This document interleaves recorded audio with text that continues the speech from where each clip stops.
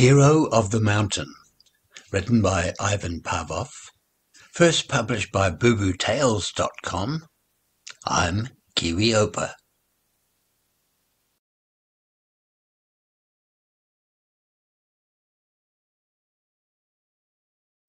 The little fox Boo was very excited. The big contest, Hero of the Mountain, was going to take place the next day. The bravest and most powerful animals and people were going to take part in it. Boo wanted to see the contest and meet the most famous heroes in the world. He carefully studied the map. The contest would take place high on the mountain, on the grounds of the owl magician Boran. Boo was going to have a long trip the next day. That evening, Boo could not fall asleep till late at night. He was looking at the distant peak, dreaming about the contest. He was eager for the morning to come. In the morning, he woke up early, brushed his teeth, ate his breakfast quickly. He had a long way to go, so he had a good meal. The breakfast, prepared by his mum, was very delicious. Boo promised his mum he would be careful and come back before dark. And then he hurried to the mountain. He passed the meadows, walked around the rocky hills, and suddenly, while crossing the river, he heard someone screaming for help. Boo looked around and saw a beetle who had fallen into the river. The slope of the bank was too steep for the little beetle. He couldn't get out of the river, and he was waving his legs and antenna in panic. Boo looked around for a float or a stick, but he could not find anything useful. As time was pressing, Boo sank his tail into the icy water and cried out to the beetle to grab it. In a little while, the beetle was lying on the grass, drying off in the sun, exhausted but very happy at being rescued. Boo was tired as well, but he had no time for rest. He squeezed his tail, which had become heavy with water, and hurried on to the contest. Soon he saw ahead a little bunny crying sadly. It had lost one of its gloves and did not know how to find it.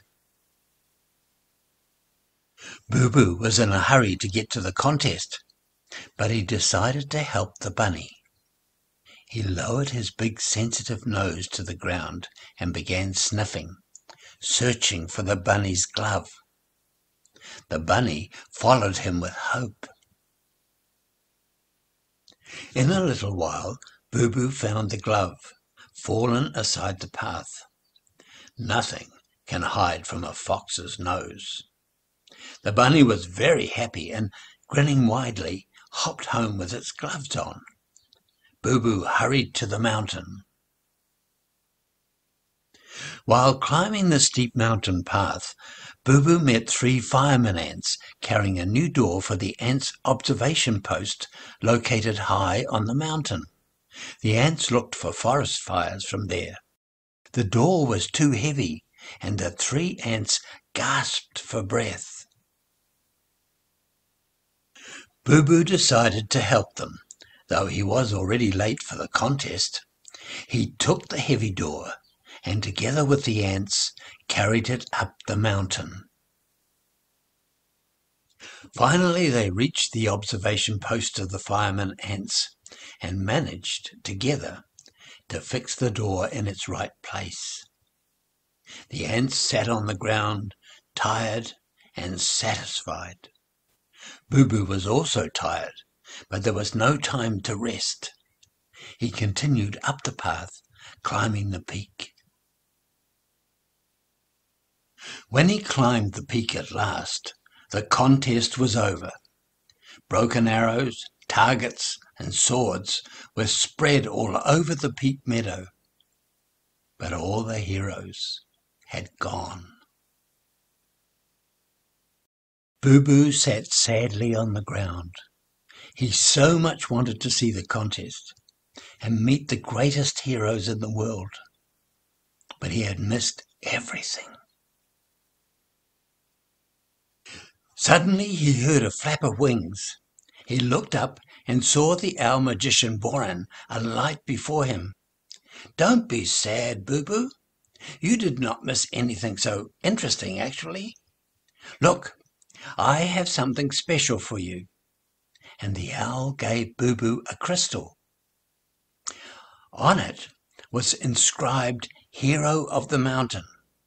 It was the highest honor award one could receive for the contest. But why?" asked a very surprised Boo Boo. "I have not done any great heroic deed." "Is there a greater heroic deed than all the small deeds you have done today?" smiled Boran. "You missed the contest you so much wanted to see, to help the beetle, the bunny, and the ants. You are the real hero of the mountain." Boo Boo managed to make it back home before dinner and told his parents what had happened. Everybody at home was pleased and very proud of him. After dinner, Boo Boo went to bed tired and satisfied. He needed a good night's sleep. Maybe tomorrow new great deeds and adventures were waiting for him.